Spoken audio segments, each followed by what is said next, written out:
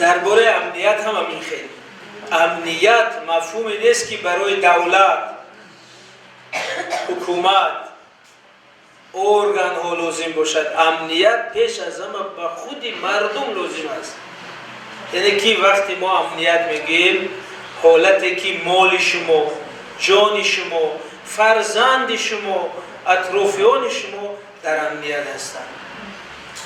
حالتی که کسی به شما تهدید نمیکند. این آواز برادر ما مثال آوردن در افغانستان یک مکتب دخترانه رو ترک کردن، 80 و چند نفر دخترچه مکتب خود پاره شدن. همینا دخترای یگان مادر بودن، دخترای کدام پدر بودن، اونا هم پر از آرزوها بودن، ولی وقتی امنیت نیست نه آرزو هست، نه هوس هست، نه نقشه هست، نه آینده. بنابراین امنیت یعنی آینده ما، امنیت یعنی نقشه های ما، آرزوهای ما.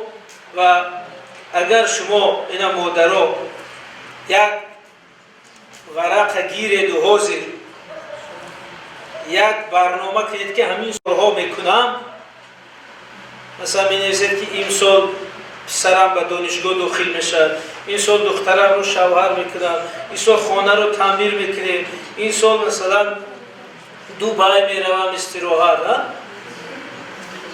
وقتی همه این رو می نویسید یک چیز باید فراموش نشد. در بالای همش نوشتن در کار که یکم در تامین امنیت سهم میگذارم. اگر سهم نه حداقل دعا کردن در کار که امنیت باشد، بعد دوم دخترچه رو به شوهر میدیم. ولی اگر امنیت نباشد، نه توی هست، نه جشن هست، نه تحصیل هست. همون میلیون آدمایی که از سوریه، عراق، افغانستان جانشون گرفته گریخته استادن، اونا هم وطن داشتن، خانه داشتن، مال داشتن، گل داشتن، زمین داشتن، فرزند داشتن، نقشه های خوب داشتن، ولی همه این رو پرتوفتن میگریزن به سمت ترکیه، به سمت اروپا، در بحرها غرق میشوند. دیده لیکن یک بلا کاره خودشون به جای امن میبرند. چرا؟ چون که همه چیز در گرو امنیت است. بنابراین همه نقشه های خود را با مسئله امنیت سر کنید که صلح و ثبات و امنیت باشد تا همین نقشه های ما عملی شود. در این کتاب نوی من که کتاب دیدگاه دولت محور است، من با همین یک مثال عجیب سر کردم.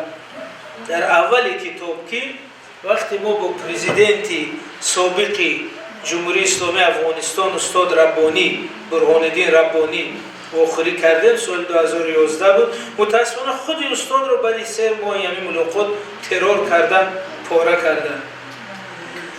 استاد 75 ساله بودن، گفتن که من حدود 50 سال از جنگ دارم. من راهبری جهاد و مجاهدین افغانستان، ضد اتحاد شوروی جنگ کردن، ضد طالبان جنگ کردن، ضد گروه‌های گوناگون، همیشه جنگ. گفتن که ما جوان بودیم، آرزو داشتیم که یک دولت دینی میسازیم، شریعت رو جوری میکنیم، یا بعدا گفتیم دولتی آزاد میسازیم، این میکنیم. اما این همی حاضر من موسفیدم، احتمال که همین ماها همین سالها از دنیا میرم، تمام همون آرزوهام همراه میرود. یگان آرزوی من عملی نشد، زیرا ما نه دولت داشتیم نه امنیت. چون امنیت نبود آرزوهای من ماند همین 40 سال.